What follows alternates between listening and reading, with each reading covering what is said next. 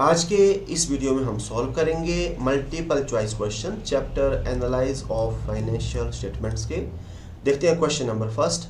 आय विवरण में कौन सा खाता होता है?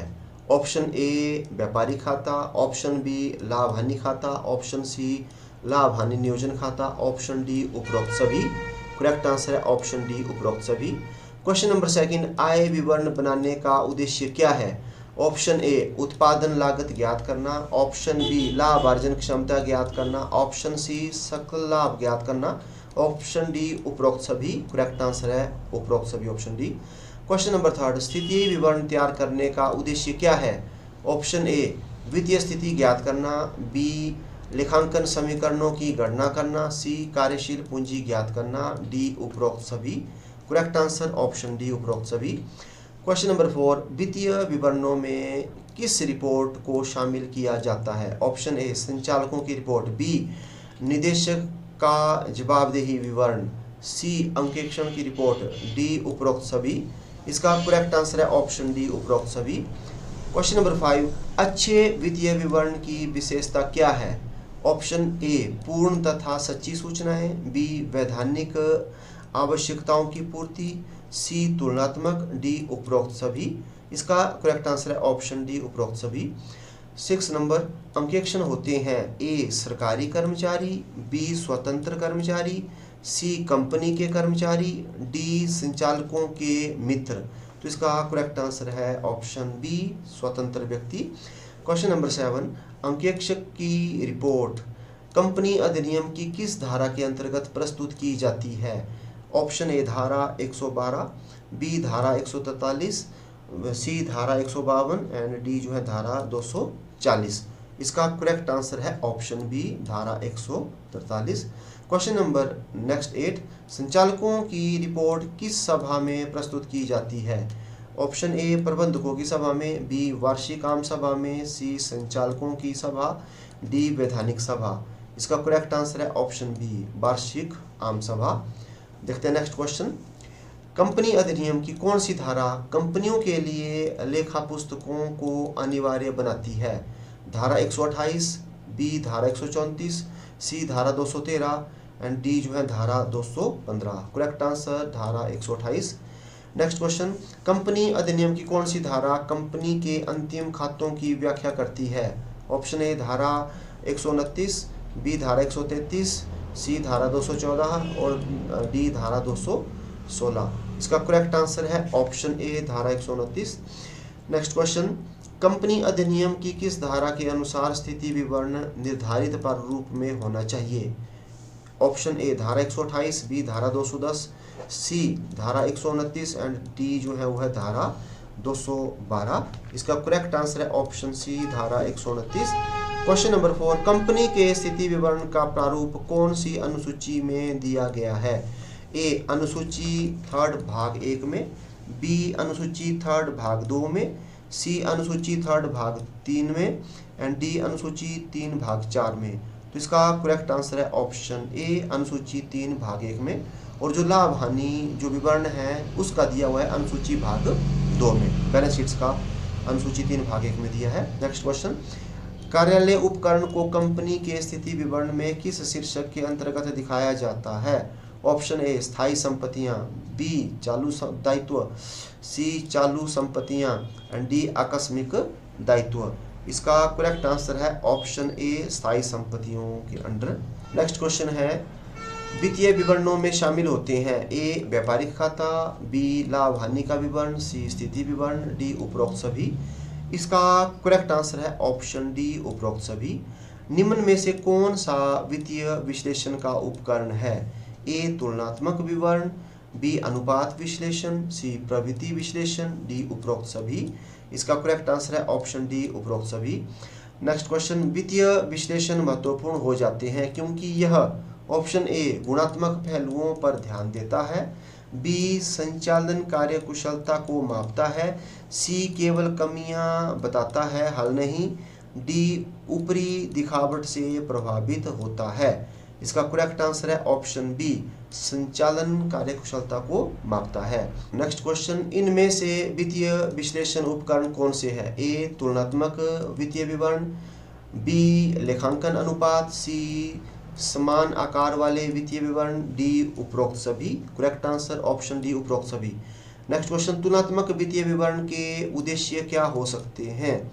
ए वित्तीय आंकड़ों को सरल एवं संक्षिप्त बनाना, बी पूर्वानुमान लगाने में सहायता करना, सी तुलनात्मक अध्ययन संभव बनाना, डी उपरोक्त सभी।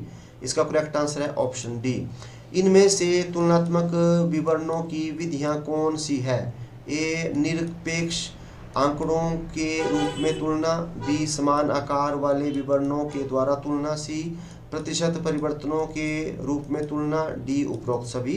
करेक्ट आंसर ऑप्शन डी उपरोक्त सभी। नेक्स्ट क्वेश्चन, तुलनात्मक स्थिति विवरण किस उद्देश्य की पूर्ति करता है?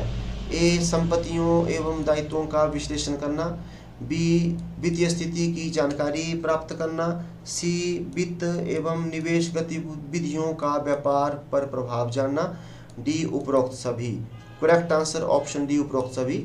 नेक्स्ट क्वेश्चन, तुलनात्मक आय विवरण बनाने का क्या उद्देश्य है? ए 2 वर्षों के लाभ हानि के विवरणों की मदों की तुलना करना, बी ऑप्शन लाभ हानि के विवरणों की मदों के लिए निरपेक्ष परिवर्तन जानना, सी लाभ हानि के विवरण की मदों में प्रतिशत परिवर्तन जानना, डी उपरोक्त सभी। करेक्ट आंसर ऑप्शन डी उपरोक्त सभी।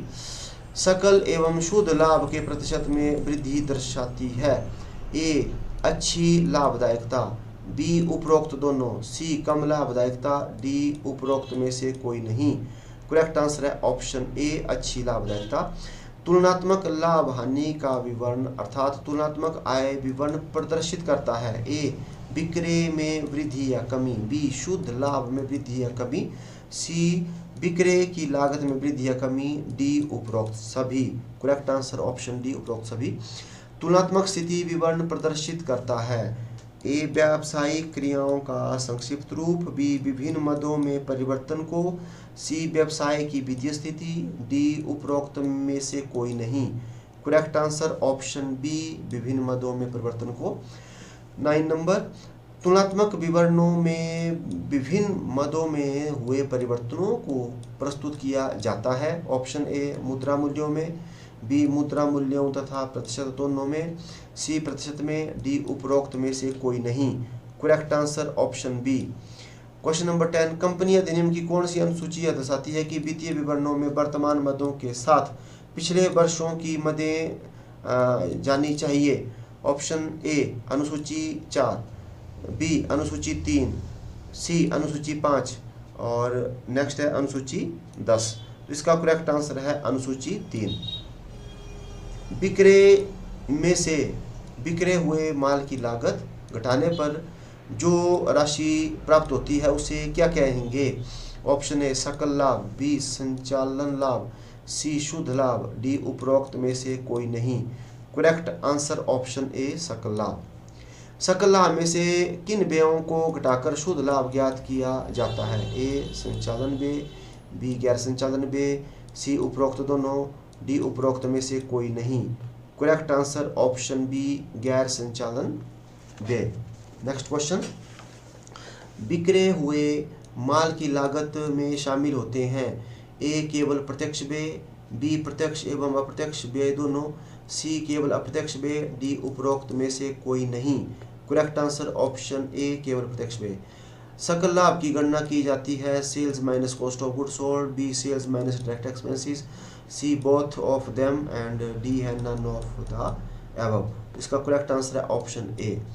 निम्न में से कौन सा संचालन व्यय है? ए विक्रय व्यय, बी प्राप्त ब्याज, सी क्रय कटौती, डी उपरोक्त में से कोई नहीं।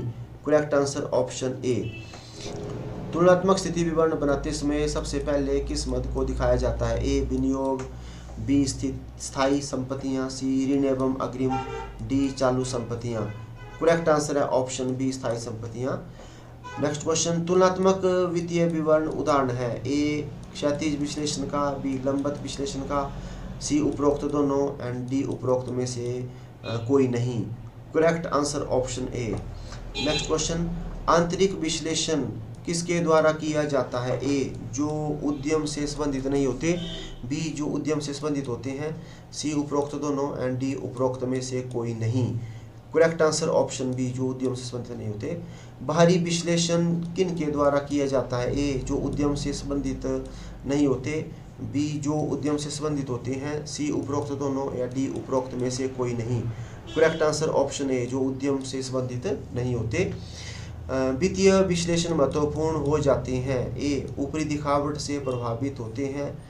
बी, केवल कमियां बताते हैं, हल नहीं। सी, गुणात्मक पहलुओं पर ध्यान देते हैं। डी, संचालक कुशलता को मापते हैं। Correct answer option D. निम्न में से कौन सा विवरण वित्तीय विश्लेषण के साधन के रूप में प्रयोग नहीं होता? A, cash flow statement. B, fund flow statement. C, comparative statement. D, employees statements. तो इसका जो करेक्ट आंसर है वो है option D, employees statement. Next question, तुलनात्मक आय विवरण किस उद्देश्य की पूर्ति नहीं करता? ए, वित्तीय स्थिति में परिवर्तन प्रदर्शित करना। बी ऑप्शन, 2 वर्षों के लाभ हानि के विवरण की मदों की तुलना करना। सी, लाभ हानि के विवरण की मदों में निरपेक्ष परिवर्तन जानना। डी, लाभ हानि के विवरण की मदों में प्रतिशत परिवर्तन जानना। इसका करेक्ट आंसर है ऑप्शन ए। नेक्स्ट क्वेश्चन, एक कंपनी की कार्यशील पूंजी वर्ष 2009 में 1000 ऋणात्मक शेष तथा वर्ष 2010 में 1500 हो जाती है, प्रतिशत परिवर्तन हुआ? इसका करेक्ट आंसर है ऑप्शन डी, 250%। नेक्स्ट क्वेश्चन, एक कंपनी के संचय एवं आधिक्य 12,000 रुपये से बढ़कर 15,000 हो जाते हैं, कितने प्रतिशत परिवर्तन हुआ? ए, 12%, बी, 25%, सी, 15% एंड डी जो है 30%। इसका करेक्ट आंसर है ऑप्शन बी, 25%। एक कंपनी के चालू दायित्व 15,000 रुपये से कम होकर 12,000 हो जाते हैं, इसमें कितने प्रतिशत में परिवर्तन हुआ? ए, 12%, बी, 20%, सी, 15%, डी, 25%। इसका करेक्ट आंसर है ऑप्शन बी, 20%। एक कंपनी के कर दायित्व 10 करोड़ से बढ़कर 15 करोड़ हो जाते हैं, इसमें कितने प्रतिशत का परिवर्तन हुआ?